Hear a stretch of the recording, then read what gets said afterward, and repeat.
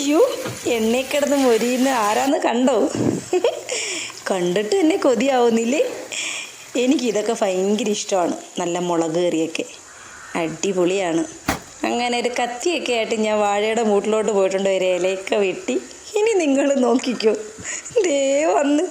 അയ്യോ, എനിക്ക് പേടിയാവുന്നു ഇത് കണ്ടിട്ട് തന്നെ. നമ്മുടെ വാളക്കുട്ടനെ കണ്ടില്ലേ? എന്തൊരു വലിയ വാളയാണ്. ഞാൻ ഇങ്ങനെയാണ് കേട്ടോ വാള വൃത്തിയാക്കുന്നത്. കല്ലിലിട്ട് തേക്കുമ്പം അതിൻ്റെ പുറത്തുള്ള അഴുക്കെല്ലാം ഫുള്ള് പോവും.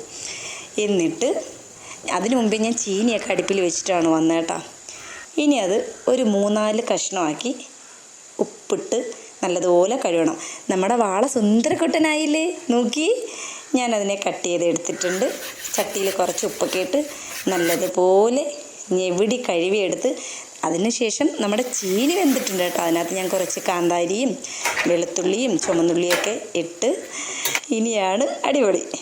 ഞാൻ ഉണ്ടാക്കുന്ന നല്ല പാൽക്കപ്പയാണ്. 2ാം പാലൊക്കെ ഒഴിച്ച് കുറച്ച് നേരം അടച്ച് വെച്ച് അതൊന്ന് കുറുകി വന്നപ്പോൾ 1ാം പാലും കൂടെ ഒഴിച്ച് നല്ലതുപോലെ ഇളക്കി അത് കുറച്ചും കൂടെ ഒന്ന് കുറുകി വരുമ്പോഴത്തേക്കിന് നമുക്ക് കുറച്ച് കടുവൊക്കെ താളിച്ചൊഴിച്ച് കൊടുക്കണം. നല്ല ടേസ്റ്റാണ്. ഇതിങ്ങനെ ഉണ്ടാക്കി കഴിച്ചാലേ എനിക്ക് പറയാൻ പറ്റൂ. ഞാൻ ഉണ്ടാക്കി കഴിച്ചു, നിങ്ങൾ ഇതേപോലെ ഉണ്ടാക്കി കഴിക്കണം കേട്ടോ.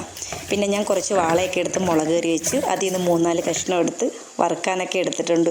വാള വാങ്ങിച്ചാൽ വറുത്ത് കഴിച്ചില്ലെങ്കിൽ പിന്നെ എന്താണ് അതിൻ്റെ ഒരു രസമല്ലേ? എനിക്ക് അടിപൊളി ആയിട്ടങ്ങ് ഇഷ്ടപ്പെട്ടു ഈ മീൻകറി. അത്രയും നല്ല ടേസ്റ്റായിരുന്നു. മുളക് കറി എന്ന് പറഞ്ഞാൽ എല്ലാവർക്കും ഇഷ്ടമല്ലേ? ദേ നോക്കി, നല്ല പാൽക്കപ്പ അടിപൊളി. വായിന്ന് വെള്ളം വരുന്നത് എനിക്ക്. കഴിക്കാൻ നല്ല ടേസ്റ്റാണ് കേട്ടോ. എല്ലാവരും ഉണ്ടാക്കി കഴിക്കണം.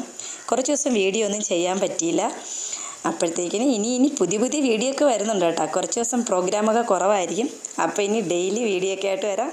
Bye bye.